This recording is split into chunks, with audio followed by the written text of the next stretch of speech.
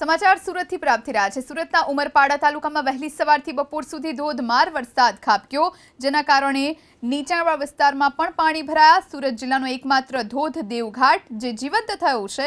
દીવતણ ગામની સીમમાં જંગલોની વચ્ચોવચ્ચ આ દેવઘાટ ધોધ આવેલો છે, જેના નયનરમ્ય દ્રશ્યો જોવા મળ્યા હતા। દેવઘાટ ધોધ પુનઃ જીવંત થતા સહેલાણીઓ પણ આ ધોધ જોવા માટે ઉમટી પડ્યા છે। ઉમરપાડા તાલુકામાં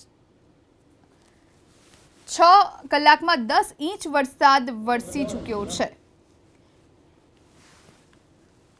ઉમરપાડા તાલુકામાં ગઈકાલ રાતથી વરસી રહેલા ધોધમાર વરસાદને લઈને નદી નાળાઓ છલકાયા છે। ત્યારે ઉમરપાડા તાલુકાના દીવતણ ગામે આવેલો સુરત જિલ્લાનો એકમાત્ર ધોધ દેવઘાટ છે તે 16 કળાએ ખીલ્યો છે। દેવઘાટ ધોધની અંદર પાણીની આવક થતા સિઝનમાં ત્રીજી વખત આ ધોધ છે તે જીવંત થયો છે અને અદ્ભુત દ્રશ્યો છે તે આ ધોધ ઓવરફ્લો થતા આ ધોધ છલકાતા સામે આવ્યા છે। ખાસ કરીને જે રીતે સુરત જિલ્લાનો એકમાત્ર ધોધ છે, મોટી સંખ્યામાં સહેલાણીઓ પણ અહીં આ ધોધ જીવંત થતા આ ધોધને જોવા માટે આવતા હોય છે। આજુબાજુના ગામના લોકો અને લાંબા વિસ્તારમાંથી છે તે લોકો આ ધોધ જોવા આવતા હોય છે। ખાસ કરીને દ્રશ્યમાં જે રીતે જોઈ શકાય છે કે ઘણા બધા સહેલાણીઓ પણ ત્યાં પહોંચી ગયા છે ધોધને જોવા માટે, અને ત્યાં છે તે સેલ્ફીની પણ ખાસ છે તે મજા માણી રહ્યા છે, ફોટોગ્રાફી પણ કરી રહ્યા છે।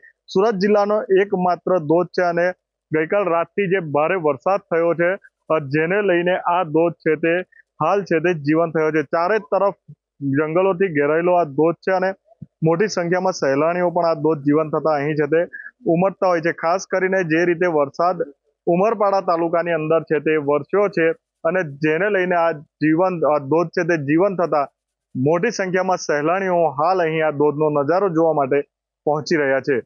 ઇન્દ્રમલ શાહ, એબીપી અસ્મિતા,